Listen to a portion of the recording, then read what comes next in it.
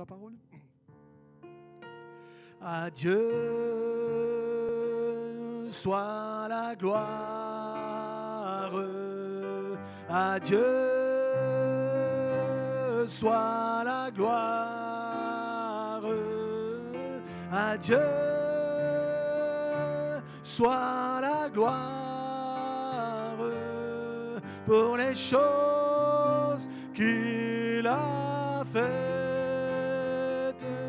Par son sang, il m'a sauvé. Par sa puissance,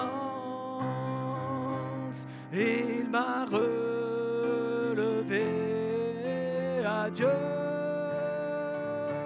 soit la gloire pour les choses qu'il a faites. À Dieu soit la gloire, à Dieu soit la gloire, à Dieu soit la gloire pour les choses qu'il a faites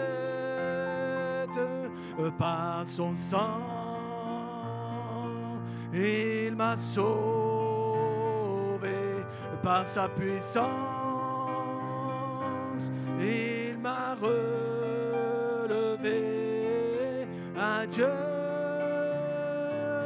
soit la gloire pour les choses qu'il a faites. Amen. Et on aurait pu aussi chanter pour les choses qu'il va faire, hein? Pour les choses qu'il a faites, mais pour les choses qu'il va faire. Alléluia. Gloire à Dieu. Voilà, merci Jean-Marc. Voilà, on va ouvrir la parole cet après-midi. Alors, j'ai du mal, hein, cet après-midi, ce soir, ce matin, je ne sais plus.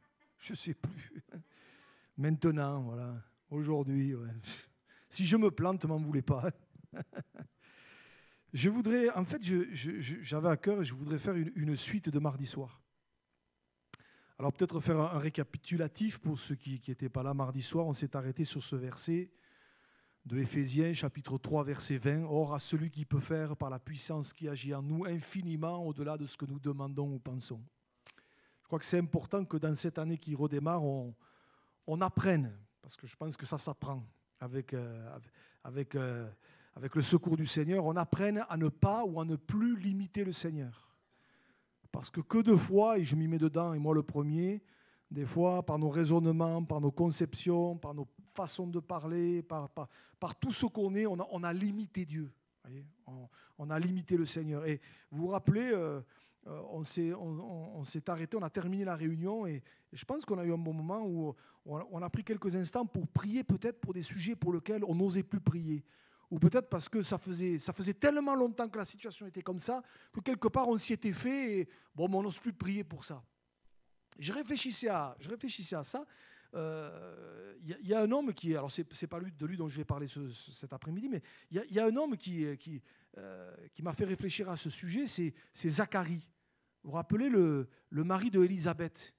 Il ne pouvait pas avoir d'enfant. La Bible nous dit que, vous trouverez ça dans Luc chapitre 1er, la Bible nous dit qu'ils étaient l'un et l'autre avancés en âge. Donc la situation était fichue, quoi.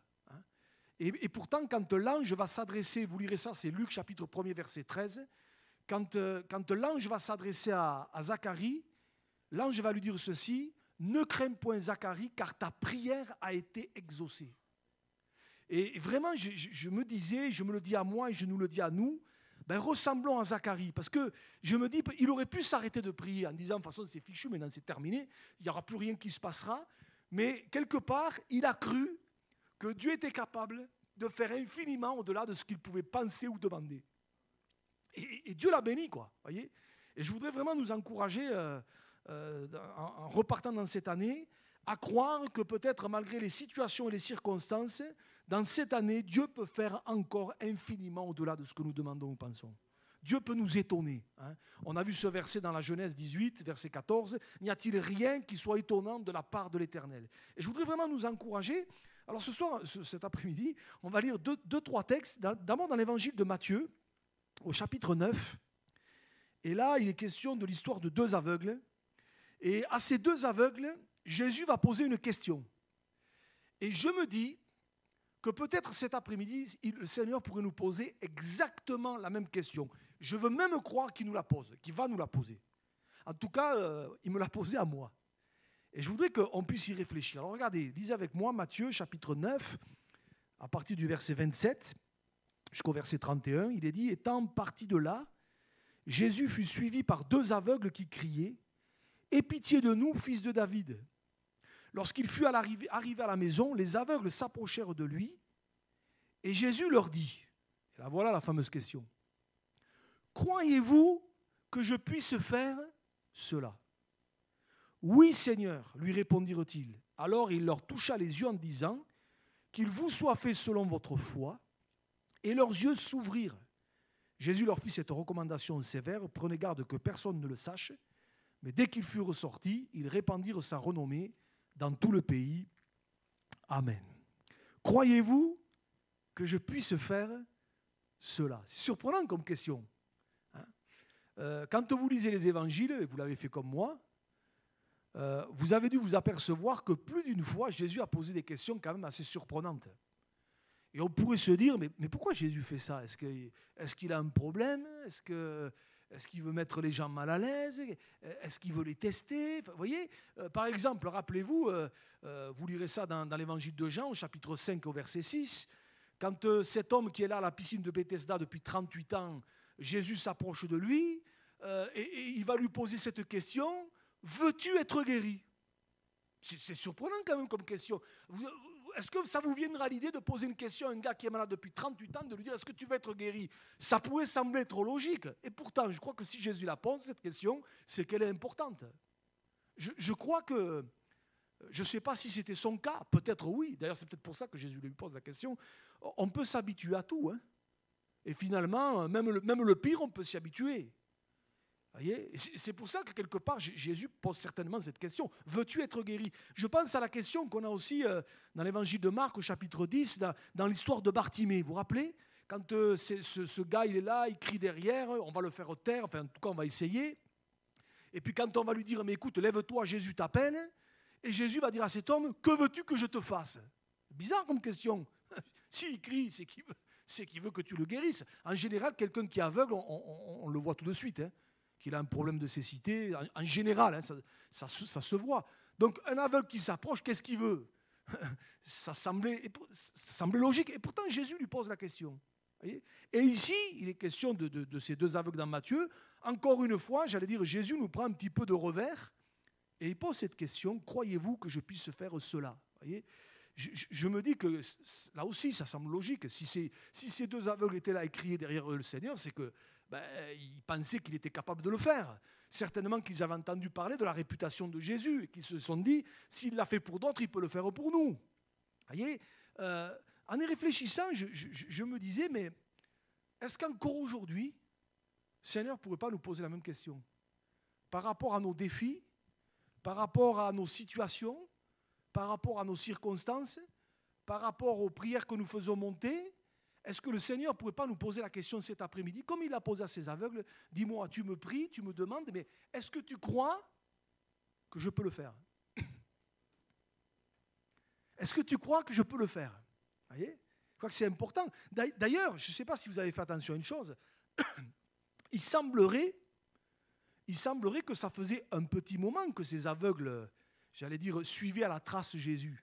Peut-être ce n'est pas suivi à la trace, c'est suivi peut-être à l'ouïe, parce que comme ils n'y voyaient pas, peut-être ils suivaient le bruit. Voyez, puisqu'il est dit, verset 27, « Étant parti de là, Jésus fut suivi par deux aveugles qui criaient. » Et verset 28, « Lorsqu'il fut arrivé à la maison, alors entre le moment où il est parti de là et le moment où il est arrivé à la maison, il s'est peut-être passé, je ne sais pas moi, 1 heure, peut-être 2, peut-être plus, je ne sais pas. Voyez, donc, ça faisait un petit moment qu'ils étaient derrière et qu'ils criaient « Jésus, aie pitié de nous », etc., etc. Voyez, et quelque part, là aussi, je crois qu'on peut leur ressembler à ces deux aveugles. Parce que parfois, il y a des sujets, il y a des prières qu'on fait monter devant Dieu, ça fait un moment qu'on les fait monter. Hein. J'ai parlé tout à l'heure de Zacharie. quand l'ange lui dit ta prière a été exaucée, mais à mon avis, cette prière, ça faisait des années qu'il la faisait monter. Et des fois, il y a des choses pour lesquelles on prie, et certainement, il ne faut pas être un grand prophète cet après-midi. Je suis sûr que tous, il y a des prières qu'on fait monter devant Dieu, ça fait un moment qu'on les fait monter devant Dieu. Ça fait un moment qu'on prie pour ça. Vous voyez, ça fait peut-être des mois, ça fait peut-être des années qu'on prie pour ça. Ben, est-ce que le Seigneur ne pourrait pas nous dire, écoute, ça fait des années que tu demandes, est-ce que tu crois que je suis encore capable de le faire? Crois-tu que je puisse faire cela? Est-ce que tu crois? Voyez? Est-ce que tu crois? Parce que le problème, c'est que avec le temps qui passe, notre foi, elle peut subir une sorte d'érosion. Hein. Quand on prie et puis qu'il semblerait qu'il n'y a rien qui se passe. Quand on prie et qu'il semblerait qu'il n'y a rien qui bouge. Quand on prie et que ça empire. Voyez, là, quand je pense à érosion, je pense à ces falaises-là. Des fois, on vous montre les images. Là. Souvent, en ce moment, je ne regarde pas trop les infos, mais le peu que je vois, souvent, ils nous parlent là, de ces falaises-là, dans le nord de la France, là-haut, qui sont, je ne sais pas comment ça s'appelle, là. En Normandie, là, voilà, les falaises normandes, là, c'est magnifique d'ailleurs. Hein. Et puis, ils vous montrent ces Étretat, tout ça là-haut, tout le coin là-haut. Ils nous montrent ces belles falaises. Et puis, souvent, ils vous disent que l'érosion fait que des fois, il y a des pentes de falaises qui tombent, il y a des gros rochers qui tombent, vous voyez. Et j'ai envie de dire, avec notre foi, c'est pareil. Des fois, les tempêtes de la vie font que notre foi, il y a des morceaux, il y a des pentes de notre foi qui peuvent tomber. Hein. Des fois, on est là, on prie, puis on ne voit rien. Et je vais prendre une image. Je crois que la foi, notre foi, c'est un peu comme une hache ou un fer de hache. Avec le temps qui passe, si on veut que le fer de hache il soit efficace et qu'il soit tranchant chaque fois qu'on s'en sert, ben, régulièrement, il faut l'aiguiser. Hein. Il faut l'aiguiser parce que sinon, au bout d'un moment, vous allez vous tuer. Hein. Si vous essayez de tomber un arbre avec un fer qui n'est pas tranchant, vous allez taper. J'allais dire vous allez taper comme un bourrin, mais vous allez vous esquinter plus qu'autre chose. Quoi. Voyez? Ben, figurez-vous que ça, c'est biblique. Regardez dans le livre de l'Ecclésiaste, chapitre 10 et verset 10. Alors, j'ai pris la version de Semeur. Hein. La version de Semeur dit « Si le fer de la hache est émoussé et qu'on ne l'aiguise pas, il faudra redoubler d'efforts. » Voyez? Donc, je n'invente rien quand je prends cette image. Hein. Si le fer de la hache est émoussé et qu'on ne l'aiguise pas, il faudra redoubler d'efforts. Voyez? Et je crois que quelque part, si notre foi est émoussée, avec le temps, avec les aléas de la vie, que quelque part, elle n'est pas aiguisée, elle n'est pas renouvelée, et je vais y venir, ben, on peut vite se fatiguer. Hein. On peut vite se fatiguer. Et quelque part, on devient inconsciemment, peut-être même incrédule. Voyez? Et ça me faisait penser à cet homme des évangiles. Cette autre histoire que nous connaissons bien, vous trouvez ça dans Marc chapitre 9. Vous vous rappelez cet homme qui va dire au Seigneur « Je crois, mais viens au secours de mon incrédulité ». Moi, cet homme, j'ai toujours aimé sa franchise et son honnêteté. Et je ne vais pas le juger, parce que je peux comprendre sa réaction. D'ailleurs, vous remarquerez que Jésus ne l'a pas jugé. Hein. Jésus ne lui a pas dit « Oh, ben alors, je ne peux rien faire pour toi. Hein. Mon pauvre, si tu crois mais que tu ne crois pas, reste chez toi. Quoi, hein. Tu reviendras quand ça ira mieux. Hein. » Non, hein, cet homme, on comprend qu'il n'en pouvait plus. Quoi. Et vous vous rappelez que Jésus va lui dire « Mais depuis combien de temps il est comme ça, ton enfant ?» Vous vous rappelez la réponse? Depuis son enfance. Donc on comprend que ça faisait quelques années qu'il subissait. D'ailleurs, vous relirez les détails de cette histoire. Quand il va aller trouver Jésus, il ne va pas dire Jésus, secours-le. Il va dire secours-nous. Parce que ça montre que non seulement lui, il en avait besoin, le gamin. Il avait besoin de délivrer, mais ça montre que le père, lui, il n'en pouvait plus. Hein. Et souvent, c'est vrai que souvent, je sais que Marc, tu vas être d'accord avec moi, mais souvent, on prie pour la personne, mais on oublie celui qui est à côté. Hein. Parce que celui qui est à côté, il est mort flottant. Hein. Et le père, il dit secours-nous. Parce que il a mal de voir son gamin comme ça. Il a mal de voir son gamin maltraité par le mauvais esprit. Mais lui aussi, il n'en peut plus, quoi. Il n'en peut plus. Et on sent que le temps a passé sur cette affaire et que sa foi, c'est pour ça qu'il dit « Je crois, mais viens au secours de mon incrédulité ». Il prend conscience que sa foi, elle est en train de s'émousser, quoi. Elle est en train de s'émousser. Et ma prière cet après-midi, c'est que, au travers de cette réunion, mais aussi en commençant cette nouvelle année, c'est que ce soit l'occasion de dire au Seigneur, viens renouveler notre foi. Viens renouveler ma foi. Ça fait longtemps que je te connais, ça fait quelques années qu'on marche avec toi. On a tous nos aléas, on a tous nos contextes, on a tous nos combats, on a tous nos défis, on a tous nos pourquoi, on a tous nos comment, on a tous nos points d'interrogation dans un domaine, dans un autre. Et je crois que, quelque part, on a besoin aussi de dire, Seigneur, viens renouveler ma foi. Parce que Seigneur, je suis comme cet homme, je crois, mais viens au secours de mon incrédulité, quoi. Oui, je crois ce qui est écrit dans ta parole, tu es celui qui peut faire infiniment au-delà de ce que nous demandons ou pensons, je le crois. Mais parfois, les situations font qu'avec le temps qui passe, sans que rien ne change foncièrement, ben on est entre les deux, quoi. Je crois, mais je suis comme cet homme, vous voyez, je viens au secours de mon incrédulité, vous voyez. Avec le temps, notre foi, inconsciemment, elle est en train de s'émousser, vous voyez. Et on a besoin, quelque part, que le Seigneur vienne comme aiguiser, comme le fer de la hache, vienne aiguiser notre foi comme tout à nouveau. Alléluia. Quand on met notre foi en action, c'est comme si face au défi, on est là en train de taper. Et ce qu'on attend, c'est qu'à un moment donné, ça tombe. Et moi, je m'attends dans cette année, en tout cas, je vais la vivre comme ça, à voir des forteresses tomber. Il faut que ça tombe. Et on est du côté du vainqueur. Si Dieu est avec nous, qui sera contre nous? Voyez, alléluia. Et je me dis, on est là, et c'est comme si on mettait comme des coups de hache. Voyez, et le bûcheron, il sait très bien que ce n'est pas au premier coup que ça va tomber. Hein. Il le sait. Hein. Il peut avoir des bras comme ça, il va falloir en mettre. Hein. Et des fois, on est pareil, on est face à nos défis, et on exerce notre foi, c'est comme si on mettait des coups de hache, mais de temps en temps, et j'allais dire régulièrement, il faut aiguiser le fer. Il faut que notre foi soit renouvelée. Voyez. Et je crois que c'est important de réaliser que la foi, c'est comme beaucoup de choses dans la vie chrétienne. Il faut qu'elle soit renouvelée. Et je voudrais qu'on se serve de ce moment, de cette réunion, pour dire, Seigneur, renouvelle ma foi. Vous vous rappelez que dans le psaume 51, alors bien sûr il y a un contexte particulier, psaume 51, verset 12, David fait monter cette prière, « Ô Dieu, crée en moi un cœur pur, renouvelle en moi un esprit bien disposé. » Parce qu'on peut avoir eu un esprit bien disposé pendant un temps, et puis, au bout d'un moment, on est indisposé, quoi. Voyez, je pense d'ailleurs à celui qui le dit, là, David, à un moment donné, je comprends qu'il dise « renouvelle en moi un esprit bien disposé ». David, c'était un soldat, hein. Et lui, les batailles, les combats, ça ne lui faisait pas peur. Sauf qu'à un moment donné, à la bataille, il n'y est pas allé. On ne sait pas trop pourquoi. Est-ce que quelque part, peut-être, il a éprouvé un moment de lassitude, je ne sais pas, moi, de fatigue. Toujours est-il que, il n'était pas disposé à aller au combat ce jour-là. Il est resté à Jérusalem, on sait ce qui s'est passé. Hein. Et je comprends pourquoi il dit, mais renouvelle en moi un esprit bien disposé. Et dans la vie chrétienne, il y a tout un tas de choses. Il faut que ce soit renouvelé, sinon ça s'émousse. Voyez. Alors, de quoi je parle? Par exemple, le zèle. On est appelé à manifester du zèle. Voyez, l'apôtre Paul le dira, il y a du zèle et non de la paresse. Mais le zèle, il faut qu'il soit renouvelé. Hein. Il faut qu'il soit renouvelé, sinon, sinon on n'avancera pas. La consécration, il faut qu'elle soit renouvelée, la consécration. Merci Seigneur hein, pour la consécration de hier. Mais je crois que c'est quelque chose qui a besoin d'être renouvelé. On pourrait parler de l'amour. L'amour pour le Seigneur, ça a besoin d'être renouvelé. Hein. L'apôtre Paul parlera du Saint-Esprit qui répand en nous l'amour du Seigneur par le Saint-Esprit, Romains 5. Hein. Mais c'est comme avec notre épouse. Hein. Au début, tout feu, tout flamme. Hein.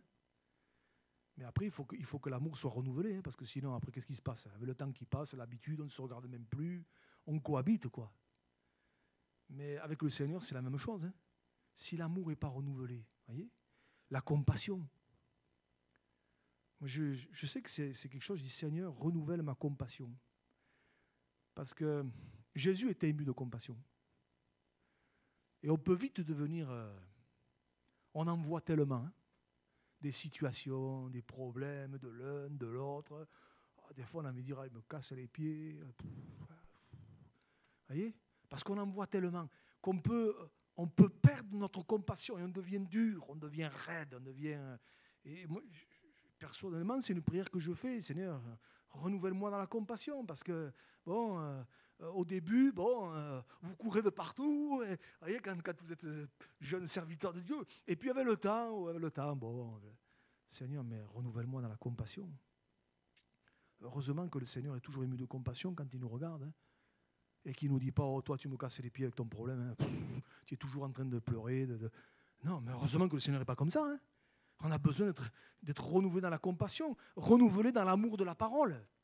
Ça aussi, on a besoin que le Seigneur nous renouvelle dans l'amour de la parole, parce qu'on peut la lire. Hein. Oui, on peut dire aux chrétiens, il faut lire la Bible, il faut lire la parole, ça va te faire du bien, ça va vous faire du bien. Oui, mais quand on le fait par amour, c'est différent. Hein.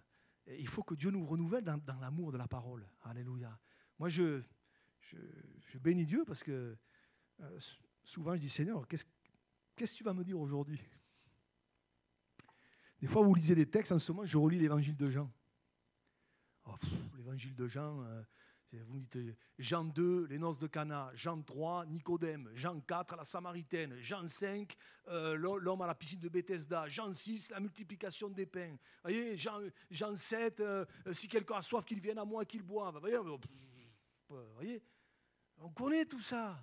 Oh là là, on connaît tous les chapitres. Vous voyez ? Mais on a besoin que le Seigneur nous renouvelle dans l'amour de la parole. Et là, des fois, vous lisez un mot, un verset. Oh, vous avez l'impression que vous ne l'avez jamais lu.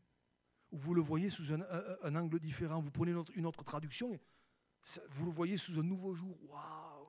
Et Dieu vous parle. On a besoin que Dieu nous renouvelle. Ben, la foi, c'est pareil. La foi, elle a besoin d'être renouvelée. Voyez, parce que sinon, avec le temps, elle peut s'émousser. Et c'est pour ça que régulièrement, et je reviens à mon texte de départ, le Seigneur peut nous demander, est-ce que tu crois que je peux faire ça ? Ça fait 5 ans, 6 ans, 10 ans, plus. Est-ce que tu crois que je peux faire ça encore ?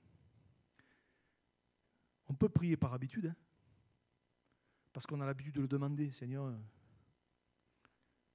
est-ce que tu crois que je peux le faire ? Et je voudrais que quelque part, peut-être dans notre contexte, dans notre situation, peut-être pour la situation pour laquelle on prie. Alors là, je vois quelques visages là. Alors bon, je vais me permettre. Catherine, est-ce que tu crois que le Seigneur il peut toucher encore Jean-Pierre ? Amen. Je vois Yvette aussi. Alléluia. Les conjoints là, Seigneur. Allez, ça. Et vous voyez l'image de la hache, là, il va tomber, là, des fois il va falloir mettre un coup d'épaule pour qu'il... Mais Seigneur, vous voyez, c'est une image, mais Seigneur, tu es tout puissant, Seigneur, tu peux faire infiniment au-delà de ce que nous demandons ou pensons. Et Dieu est étonnant, comment il fait les choses, comment il s'y prend, des fois, on dit, mais Seigneur, mais qu'est-ce qui se passe ?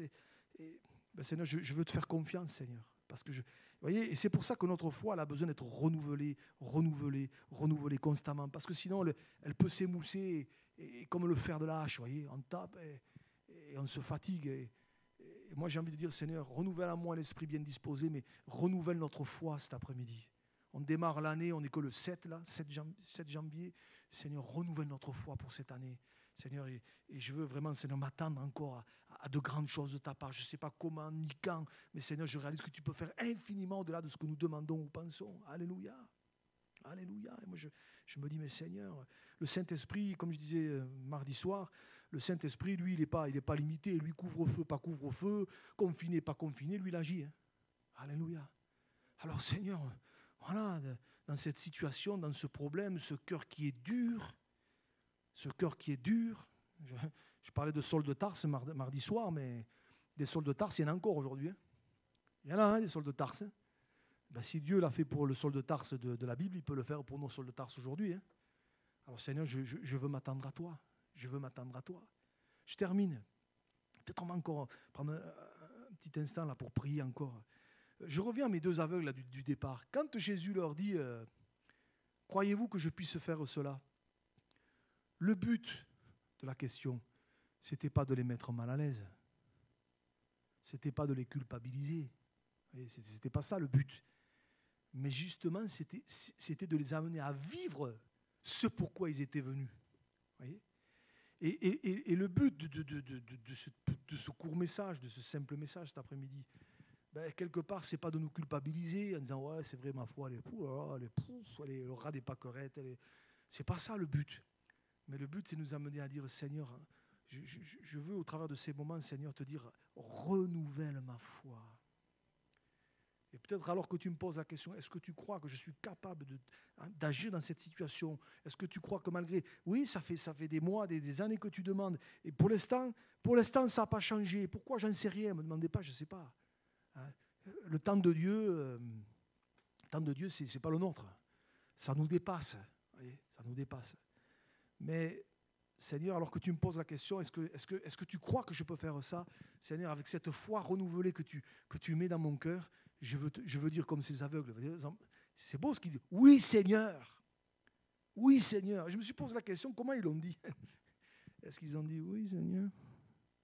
Ou est-ce qu'ils ont dit oui? Je ne sais pas comment ils l'ont dit. Voyez? Je ne sais pas comment ils l'ont fait. Est-ce qu'ils l'ont dit avec entrain? Ou peut-être ils se sont dit, ouais, tu crois qu'il y a un piège là? Pourquoi ils nous posent la question? Il y a un truc là. Je ne sais pas comment ils... Mais ils ont répondu oui. Qu'il vous soit fait selon votre foi, et leurs yeux s'ouvrirent. Alléluia. Et c'est important, Seigneur, renouvelle-nous, renouvelle notre foi. Sinon, on va être comme des bûcherons qui travaillent avec un fer là complètement émoussé, et on va se fatiguer, on va s'épuiser, et quelque part, on va se décourager. Et c'est pour ça qu'on a besoin que le Seigneur nous renouvelle. Et au travers de ce texte, moi, en tout cas, ça m'a fait du bien. J'ai vraiment envie de dire, Seigneur, renouvelle-nous dans la foi. Tu vois, Seigneur, toutes ces situations, tous ces défis, mais pour Dieu, c'est rien. Alors après, Dieu a des façons de fonctionner. Il y a des choses, je me dis, mais c'est vrai, Seigneur, on le sait, mais quand la Bible dit, ses pensées ne sont pas nos pensées, ses voies ne sont pas nos voies.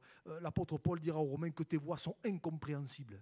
Vous relisez ça dans Romains 11, que tes voies sont incompréhensibles. Et c'est vrai, des fois, je me dis, mais Seigneur, ça serait tellement plus simple si là... ouais, mais il y a tellement de choses qu'on ne maîtrise pas. Tellement de paramètres qu'on ne maîtrise pas. Voyez, alors que Dieu nous aide, et vraiment, j'ai envie de dire, Seigneur, aide-nous à ne pas te limiter. Et surtout, c'est vraiment ça ma prière, Seigneur. Plus d'une fois, je t'ai limité. Vous voyez, c'est comme cet homme-là, dans 2 Rois, chapitre 13, là, je ne me rappelle plus comment il s'appelait, à qui il va être dit par le prophète, tu frapperas avec les flèches, là. Rappelez, 2 Rois 13, tu frapperas avec les flèches et tu battras les Syriens jusqu'à leur extermination. Et puis vous relirez ça dans tiens, on va finir par là. 2 Rois, parce que je vous vois me regarder là, je vous dis, tiens, regardez, 2 Rois chapitre 13. 2 Rois chapitre 13. On va finir par là. Ce n'était pas prévu, je te fais chercher. 2 Rois chapitre 13, verset 14, et on va lire jusqu'au verset 19. 2 Rois 13, verset 14 à 19. Élisée était atteint de la maladie dont il mourut. Et là, il y aurait des choses à dire. Hein. Vous voyez, Élisée, on ne sait pas ce qu'il a eu, mais il était malade. Hein. Et Joas, roi d'Israël, descendit vers lui, pleura sur son visage et dit, mon père, char d'Israël et sa cavalerie. Et Élisée lui dit, prends un arc et des flèches. Là, il y a une belle image de la prière. Hein. Et il prit un arc et des flèches. Puis Élisée dit au roi d'Israël, bande l'arc avec ta main. Et quand il l'eut bandé avec sa main, Élisée mit ses mains sur les mains du roi et dit, ouvre la fenêtre à l'Orient. Et il l'ouvrit. Élisée dit, tire. Et il tira. Élisée dit, c'est une flèche de délivrance de la part de l'Éternel. Une flèche de délivrance contre les Syriens, tu battras les Syriens. Et moi, j'ai envie de dire que Dieu fasse que des flèches de délivrance partent encore de cette église. Alléluia. On veut que des flèches de délivrance partent. Alléluia. Et quand on prie, c'est ce qui se passe. C'est pour ça que samedi, on aura encore un moment de jeûne et de prière, parce que je veux croire que des flèches de délivrance vont partir.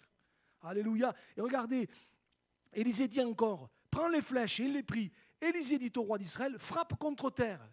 Et il frappa 3 fois et s'arrêta.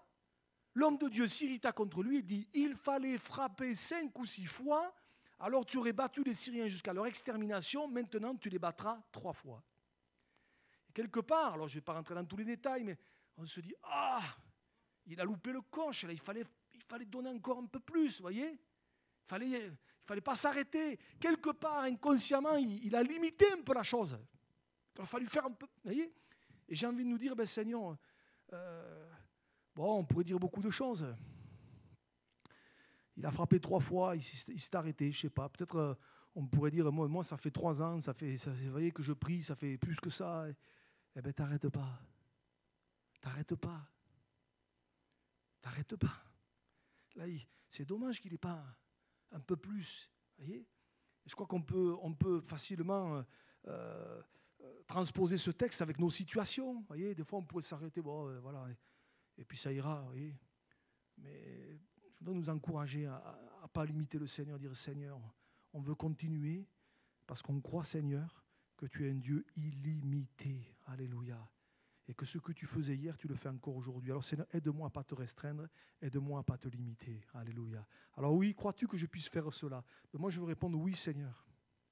Je crois que tu peux le faire, que tu veux le faire. Mais Seigneur, aide-moi à ne pas te limiter. Et peut-être cet après-midi, renouvelle notre foi. Renouvelle notre foi. Voilà. Si peut-être elle est émoussée comme ce fer de hache, là, un peu ça manque de tranchant, avec les années, avec les aléas, avec la fatigue, le découragement, avec ce qu'on entend aussi des fois. Des fois, à force d'entendre des choses, ouais, ton église, ton Dieu, machin, gna, gna, gna. Vous voyez, des fois, on n'en peut plus, quoi. Seigneur, renouvelle-moi. Renouvelle-moi. Alléluia. Afin qu'on repart dans cette année en disant, Seigneur, à un moment ou un autre, l'arbre, il va tomber. Alléluia, il va tomber, on se réjouira, on dira Seigneur, tu es tout puissant. Tu es tout puissant. Alors on va demander au Seigneur de renouveler nos forces. Voilà, je voudrais qu'on prenne quelques instants encore et demander au Seigneur sa grâce en terminant ces moments. Voilà, je pense que quelque part, on est tous concernés, on est tous pareils, on est tous logés à la même enseigne. On est fait de la même pâte. On a tous nos hauts, nos bas, nos moments où ça va, les moments où ça ne va plus, les moments où on a une foi triomphante, et puis quelques temps plus tard, notre foi, le ras des pâquerettes. Alors je pense que ça nous concerne tous cet après-midi, qu'on puisse prendre quelques instants et vraiment là devant Dieu dire Seigneur, renouvelle ma foi. Alors que peut-être tu nous poses la question, crois-tu que je puisse faire cela? Viens renouveler ma foi, viens renouveler en moi un esprit bien disposé. Seigneur, aide-moi à ne pas te limiter, Seigneur, mais vraiment à te permettre d'agir comme toi tu veux le faire, Seigneur. Et si peut-être il y a des domaines où je me suis arrêté de prier, je veux reprendre. Je veux reprendre, Seigneur, parce que je crois que, Seigneur, tu as encore de bonnes choses. Alléluia. Seigneur, encore cet après-midi, on est devant toi, les uns et les autres, avec nos fardeaux, avec, Seigneur, ce pourquoi nous te prions depuis bien longtemps, les uns pour une situation, les autres pour une autre. Seigneur, voulons vraiment tout remettre devant toi. Et alors que peut-être tu nous poses la question cet après-midi, est-ce que tu crois que je peux le faire? Seigneur, nous voulons, comme ces deux aveugles, dire oui, je crois, Seigneur, que tu peux le faire. Seigneur, mais aide-nous, Seigneur, renouvelle notre foi, afin que si peut-être quelqu'un est découragé cet après-midi, tu renouvelles sa foi, tu le fortifies, tu le bénis, Seigneur, et qu'il puisse repartir, Seigneur, avec des forces nouvelles qui viennent de toi. Seigneur, ta parole nous dit que tu renouvelles nos forces pendant la marche. Celui qui se confie en toi renouvelle ses forces, Seigneur. Alors, nous voulons être de ceux et de celles, Seigneur, qui se confient en toi. Seigneur, je te prie pour ceux qui sont abattus, découragés, peut-être qu'ils ne le montrent pas ou qu'ils le montrent, qu'importe. Seigneur, toi, tu sais. Mais Seigneur, vraiment, nous disons à toi la gloire, Seigneur. Tu es le Dieu Tout-Puissant et nous voulons nous attendre à toi. Seigneur, nous voulons encore voir des forteresses tomber dans cette année. Nous voulons voir des hommes et des femmes se tourner vers toi. Nous voulons voir des situations bloquées se débloquer, Seigneur, parce que tu es le Dieu Tout-Puissant. Seigneur, nous ne voulons pas te limiter et nous voulons proclamer, oui, que tu peux faire infiniment au-delà de ce que nous demandons ou pensons. À toi la gloire, Seigneur. Nous voulons déjà par avance, par la foi, te dire merci. Merci, Seigneur, pour les situations que tu débloques. Merci pour les choses que tu mets en place. Merci pour le Saint-Esprit qui agit, Seigneur, parce qu'il n'est pas limité. Alors à toi la gloire, Seigneur. À toi la gloire, Jésus. À toi la gloire. Si un ou deux veulent prier, faites-le. Alléluia, Seigneur.